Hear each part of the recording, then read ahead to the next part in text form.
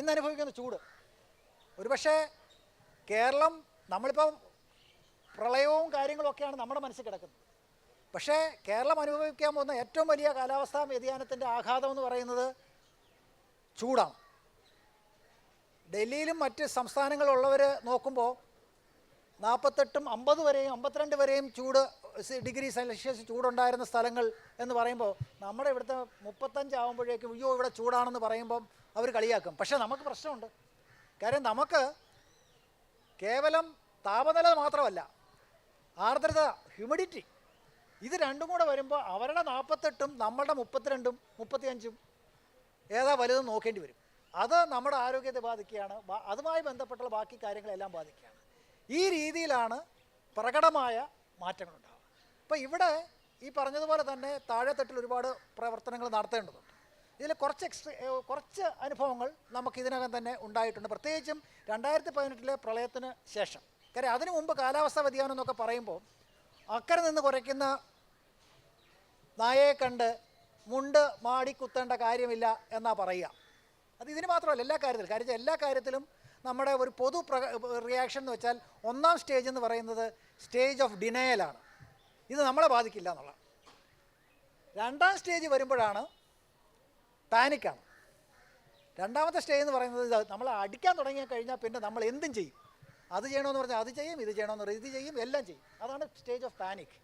പിന്നെയാണ് നമ്മൾ മൂന്നാം സ്റ്റേജ്.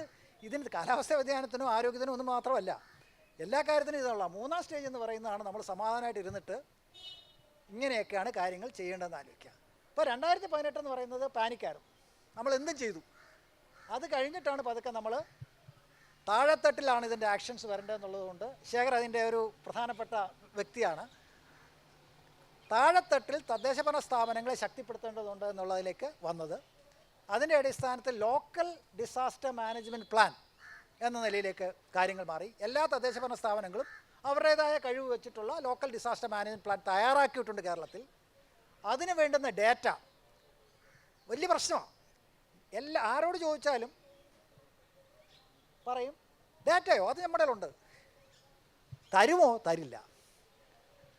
പരസ്പരം പോലും നൽകില്ല. പക്ഷേ അതിലൊരു വിപ്ലവം കേരളത്തിൽ നടന്നു. അതിൻ്റെ ഭാഗമായിട്ട് ഇദ്ദേഹം തന്നെയാണ് അതിൻ്റെ മുഖ്യ വ്യക്തി.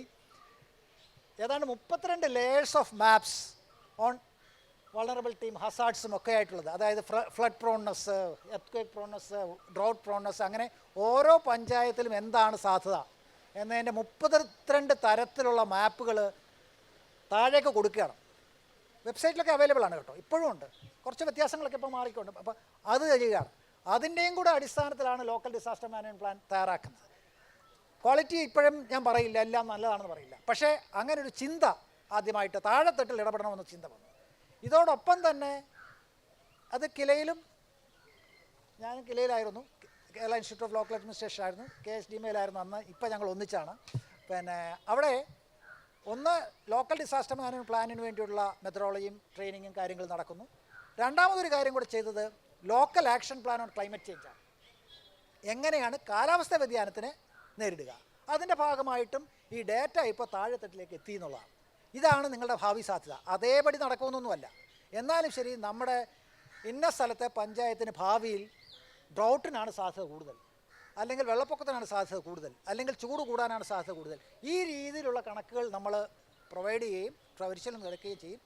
അങ്ങനെ ലോക്കൽ ആക്ഷൻ പ്ലാൻ ക്ലൈമറ്റ് ചേഞ്ചിൻ്റെ ഒരു മെത്തഡോളജി ഞാൻ ഈ പറയുന്നത് എന്തുകൊണ്ടാണെന്ന് വെച്ചാൽ, ഇന്ത്യയിൽ ഇപ്പോൾ നമ്മൾ തന്നെ ഇടപെട്ടിട്ടുള്ള സുസ്ഥിര വികസന ലക്ഷ്യങ്ങളുമായി ബന്ധപ്പെട്ട് കേരളം താഴെത്തട്ടിൽ നടത്തിയതിൻ്റെ മാതൃകയാണ് എന്ന് ഇത്തവണത്തെ എക്കണോമിക് സർവേയിൽ വന്നിട്ടുള്ളത് പോലെ തന്നെയാണ് കാലാവസ്ഥാ വ്യതിയാനത്തിനും അതുപോലെ തന്നെ ദുരന്ത നിവാരണത്തിനും പ്രാദേശിക തലത്തിലുള്ള ആക്ഷൻ പ്ലാനുകൾ തയ്യാറാക്കപ്പെട്ടു എന്നാണ് പ്രധാനം. അതിൽ പ്രത്യേകിച്ചും നമ്മളുടെ 4 ജില്ലകൾ, ആലപ്പുഴ, പത്തനംതിട്ട, കോട്ടയം, ഇടുക്കി, 4 ജില്ലകളിൽ വളരെ വിശദമായിട്ടുള്ള local action plan on climate ചേഞ്ചും ലോക്കൽ ഡിസാസ്റ്റർ മാനേജ്മെൻറ്റ് പ്ലാനും ചെയ്തു എന്ന് മാത്രമല്ല ഒരു ടൂളൂടെ ഡെവലപ്പ് ചെയ്തിട്ടുണ്ട്. അതായത് disaster and climate action tracker എന്ന് പറയുന്ന DCAT എന്ന് പറയുന്നത്. അതുവഴി എത്രമാത്രമാണ് നമ്മളുടെ ഈ ആക്ഷൻസ് ഇതുമായി ബന്ധപ്പെടുത്താൻ കഴിയുക എന്ന നിലയിലേക്ക് വന്നിട്ട്. അപ്പോൾ ഈ തരത്തിലുള്ള താഴെത്തുള്ള ആക്ഷൻസ് നടക്കുകയാണ്. പക്ഷേ അതിനകത്ത് ശ്രദ്ധിക്കേണ്ട ഒരു കാര്യം, ആക്ഷൻസ് എല്ലാം താഴെ നടന്നാൽ പോരാ. ചിലതൊക്കെ അവിടെ ചെയ്യാം, പക്ഷേ അവർക്ക് പ്രശ്നം എന്താണെന്ന് മനസ്സിലാക്കാൻ കഴിയുന്നുണ്ട്. കഴിയണം. അതിൻ്റെ അടിസ്ഥാനത്തിൽ താഴെ ചെയ്യേണ്ടത് താഴെ ചെയ്യേണ്ടി വരും. നമ്മൾ പ്രിൻസിപ്പിൾ ഓഫ് സബ്സിഡിയാരിറ്റി എന്നാണ് പറയുക. താഴെ ചെയ്യേണ്ടത് താഴെ ചെയ്യുക, അതത് തലങ്ങളിൽ, താഴെ എന്നല്ല, അതത് തലങ്ങളിൽ ചെയ്യേണ്ടത് അതത് തലങ്ങളിൽ ചെയ്യുക എന്നുള്ള രീതിയിലല്ല. അങ്ങനെ വരുമ്പോൾ ചില കാര്യങ്ങൾ ജില്ലാ തലത്തിലായിരിക്കും, ചില കാര്യങ്ങൾ സംസ്ഥാന തലത്തിലായിരിക്കും, ചില തലത്തിൽ കേന്ദ്ര തലത്തിൽ തന്നെ ചെയ്യേണ്ടതായിട്ടുള്ള കാര്യങ്ങളുണ്ടാവും. ഈ രീതിയിൽ vertical and horizontal and bottom up കാര്യം പല ഏജൻസികൾ ഒന്നിച്ച് പ്രവർത്തിക്കേണ്ടി വരും. ഇപ്പോൾ ലോക്കൽ എന്ന് മാത്രമല്ല, ഇത് അങ്ങനെ വിട്ടുകൊടുത്തില്ല. അങ്ങനെ പറഞ്ഞു കഴിഞ്ഞാൽ പിന്നെ എല്ലാം നിങ്ങൾ ചെയ്തു ഞങ്ങൾക്കൊന്നും ഇല്ല എന്ന് പറയാനൊക്കെ ഇല്ല. ഇത് എല്ലാവരും കൂടെ കൂടിച്ചേർന്ന് നടക്കേണ്ട പ്രവർത്തനമാണ്. അതുകൊണ്ട് സെൻട്രലൈസ്ഡും ഉണ്ട്, ഡീസെൻട്രലൈസ്ഡും ഉണ്ട്, ലോക്കലും ഉണ്ട്, പല ബോട്ടം അപ്പും ഉണ്ട്, ടോപ്പ് ഡൗണും ഉണ്ട്. കാര്യം ഈ നിർദ്ദേശങ്ങളും കാര്യങ്ങളും ഒക്കെ കൊണ്ടുവരേണ്ടത് അത് വലിയ പ്രധാനമാണ്.